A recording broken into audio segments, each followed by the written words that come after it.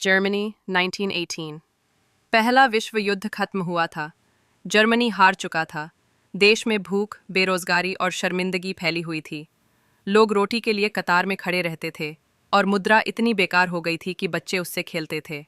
इसी जर्मनी में एक सैनिक घर लौटा, गुस्से में, घायल और बेरोजगार। उसका नाम था एडोल्फ हिटलर। उसने युद्ध लड़ा था, जर्मनी की शान में यकीन किया था, लेकिन अब वह देश को वर्साय संधि की वजह से अपमानित देख रहा था।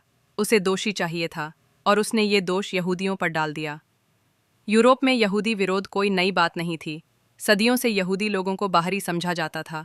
उनके बारे में गलत धारणाएं फैलाई गईं कि वे बैंकों, मीडिया और सरकारों को नियंत्रित करते हैं। पहले विश्व युद्ध के बाद एक झूठ फैला, जर्मनी युद्ध में नहीं हारा, उसे भीतर से धोखा दिया गया। हिटलर ने इस सोच को हवा दी।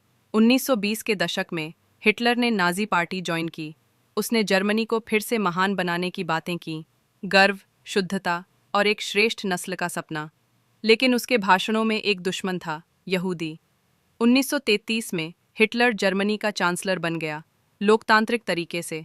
इसके बाद शुरू हुए कानून। यहूदियों को सरकारी नौकरियों से हटाया गया, उनके व्यापारों का बहिष्कार हुआ, गैर यहूदियों से शादी पर रोक लगी, बच्चों को स्कूलों से निकाला गया। 1935 तक यहूदी सिर्फ दूसरे दर्जे के नागरिक नहीं रहे, वे नागरिक ही नहीं रहे। 1939 में जब द्वितीय विश्व युद्ध शुरू हुआ, हिटलर का असली इरादा सामने आया। फाइनल सॉल्यूशन, यहूदियों का सफाया। यहूदी परिवारों को ट्रेन में भरकर मौत के कैंपों में भेजा गया। ऑशविट्स, डाचाओ, ट्रेब्लिंका, ये नाम आज भी डर पैदा करते हैं।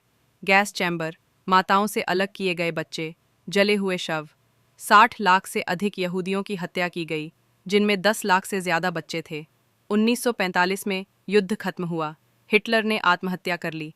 कैंपों में बचे कुछ लोग, भूखे, टूटे हुए, दुनिया को सच्चाई बताए।